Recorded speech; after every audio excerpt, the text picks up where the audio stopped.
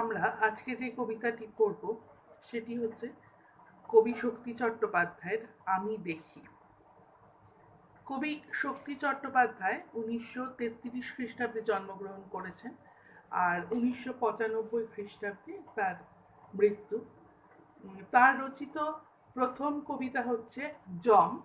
আর তিনি সুনীল গঙ্গোপাধ্যায় সম্পাদিত যে পত্রিকা কৃত্তিবাস পত্রিকা, সেই কৃত্তিবাস পত্রিকার এক প্রধান কবি ছিলেন।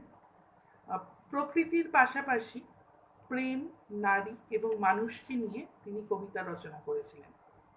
কিন্তু তার অসংযমী জীবনযাপন ছিল, তার বেহিসাবি জীবনযাপন ছিল, যার জন্য তার স্বাস্থ্য শেষের দিকে ভেঙে গিয়েছিল। আর তিনি একসময় রূপচাঁদ পক্ষী ছদ্মনামেও কলকাতায় নিয়মিত ফিচার লিখতেন। আর পরবর্তীকালে নিজে সম্পাদনা করেছেন কবিতা সাপ্তাহিকী নামে একটি পত্রিকা। আর তার রচিত কাব্যগ্রন্থ, উল্লেখযোগ্য কাব্যগ্রন্থ হচ্ছে হে প্রেম, হে নৈঃশব্দ, আর ধর্মে আছো জিরাফেও আছো, ঈশ্বর থাকেন জলে। আর তার যে কাব্যগ্রন্থের জন্য তিনি সাহিত্য একাডেমি পুরস্কার পেয়েছিলেন, সেই কাব্যগ্রন্থটি হচ্ছে যেতে পারি কিন্তু কেন যাব। আর বিশ্বভারতীতেও তিনি অতিথি অধ্যাপক ছিলেন। তার রচিত এই যে আমি দেখি কবিতাটি আমরা আজকে পড়ব, সেই কবিতাটি তার রচিত কাব্যগ্রন্থ অঙ্গুরি তোর হিরণ্য জল, অঙ্গুরি তোর হিরণ্য জল কাব্যগ্রন্থ থেকে নেওয়া হয়েছে।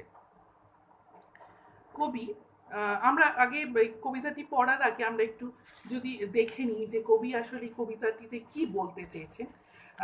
কবি আসলে ব্যক্তিগত ভালোবাসার উপর নির্ভর করেই তিনি এই কবিতাটি রচনা করেছেন। তাই বলছেন আমি দেখি, তার নিজের পুরোপুরি দেখা, তার নিজের ভাবনা চিন্তা, নিজের দর্শন সমস্ত কিছু এই কবিতাটিতে প্রকাশিত হয়েছে। তার নিজের একান্ত নিজের চিন্তা ভাবনা, এটা তিনি অন্যের মধ্যে ছড়িয়ে দিতে চেয়েছেন, যে তার যে চিন্তা ভাবনা সেটাই অন্যের মধ্যে ছড়িয়ে দিতে চেয়েছেন, একান্ত নিজের চিন্তা ভাবনা। তিনি যে নগর জীবনের যে ক্লান্তি আর এই একঘেয়েমি, তার থেকে মুক্তি চেয়েছেন। কবি চেয়েছেন যে শহরের বাগানে গাছ বসানো হোক, শুধু গাছ দেখাই তার একমাত্র প্রয়োজন। তার কারণ কি? গাছ দেখা কেন আমাদের প্রয়োজন? তার কারণ এই যে শহরের অসুখ, শহরের অসুখটা কি? শহরের অসুখ হচ্ছে এই যে নগরোন্নয়ন হচ্ছে, অর্থাৎ আমরা গাছ ধ্বংস করে বা প্রকৃতি ধ্বংস করে, সবুজ ধ্বংস করে আমরা ইট কাঠ পাথরের কংক্রিটের জঞ্জাল গড়ে তুলছি। তোমরা দেখতে পাচ্ছ এই যে এখন আমরা বাড়িতে রয়েছি সবাই লকডাউনের ফলে, এর ফলে কিন্তু পরিবেশ দূষিত হচ্ছে না। বর্তমানে কিন্তু আমরা এখন নীল আকাশ দেখতে পাচ্ছি, গাছের পাতা আবার সবুজ, এবং গাছে প্রকৃতির যেন একটা নতুন সাজে সজ্জিত হয়েছে। পাখি এসে বসছে, পাখি এসে গান গাইছে, প্রচুর পাখি দেখা যাচ্ছে। গাছের পাতার মধ্যে যে ধুলোর স্তর পড়ে যায় দূষণের ফলে, সেই দূষণের স্তরও এখন দেখা যাচ্ছে না। আমরা এখন যে শ্বাস নিচ্ছি, সেই শ্বাসও কিন্তু এখন অনেক বিশুদ্ধ, অনেক মুক্ত।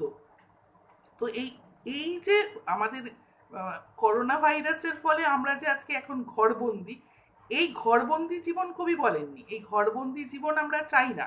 কিন্তু প্রকৃতির মাঝে যদি আমরা এই সবুজের মাঝে থাকি, তাহলে কিন্তু আমাদের এই যে শরীরের নানা অসুখ বিসুখ, সেগুলো কিন্তু সমস্ত কেটে যাবে, এবং আমাদের জীবনের যেই ক্লান্তি একঘেয়েমিতা, সেগুলোও কেটে যাবে বলে কবি মনে করেছেন।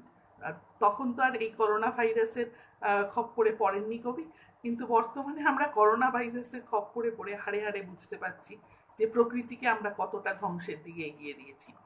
যাই হোক, তো এই শহরের অসুখ, অর্থাৎ এই যে আমাদের নগরোন্নয়নের চেষ্টা, আমাদের সমস্ত জায়গায় গাছ কেটে ফেলে গ্রামও ধ্বংস করে ফেলছি আমরা, গাছ কেটে কেটে গ্রাম ধ্বংস করছি, সেখানেও আমরা ইট কাঠ পাথরের জঞ্জাল, কংক্রিটের জঞ্জাল গড়ে তুলছি।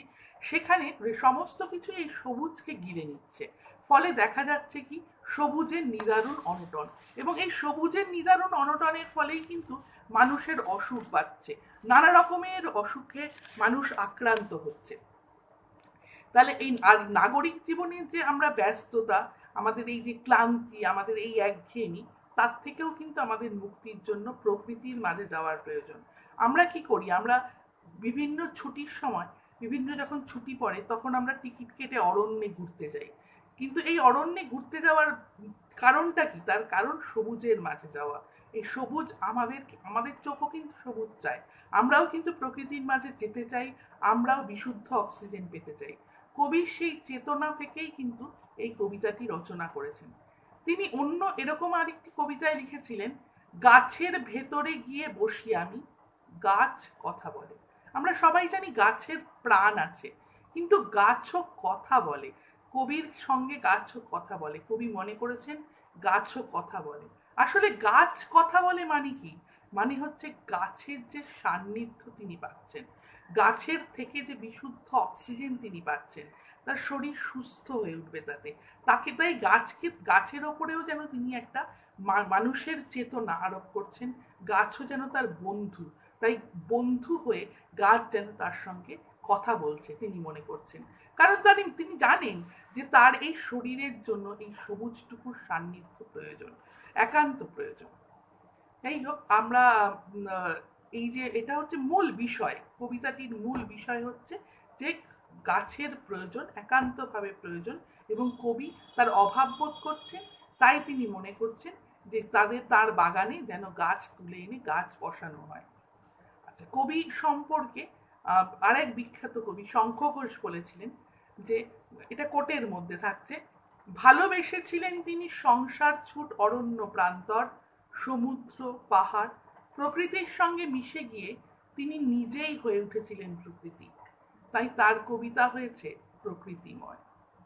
আর অন্য আরেক বিখ্যাত কবি সুনীল গঙ্গোপাধ্যায়, যার নাম প্রথমেই নিয়েছিলাম, তিনিও বলেছিলেন শক্তি মূলত প্রকৃতি প্রেমের কবি, অর্থাৎ শক্তি চট্টোপাধ্যায় মূলত প্রকৃতি প্রেমেরই কবি। তার কবিতায় প্রকৃতি প্রেম প্রাধান্য পেয়েছে বেশি। এবার আমরা কবিতাটি, তোমাদের কাছে অনেকের কাছেই হয়তো বই পৌঁছয়নি, কবিতাটি একটু আবৃত্তি করে বলে দিচ্ছি তোমাদের। 3টি মাত্র অনুচ্ছেদ, খুব ছোট্ট কবিতা। গাছগুলো তুলে আনো, বাগানে বসাও, আমার দরকার শুধু গাছ দেখা, গাছ দেখে যাওয়া। গাছের সবুজটুকু শরীরে দরকার, আরোগ্যের জন্যে ওই সবুজের ভীষণ দরকার। বহুদিন জঙ্গলে কাটেনি দিন, বহুদিন জঙ্গলে যাইনি, বহুদিন শহরেই আছি, শহরের অসুখ হাঁ করে কেবল সবুজ খায়, সবুজের অনটন ঘটে।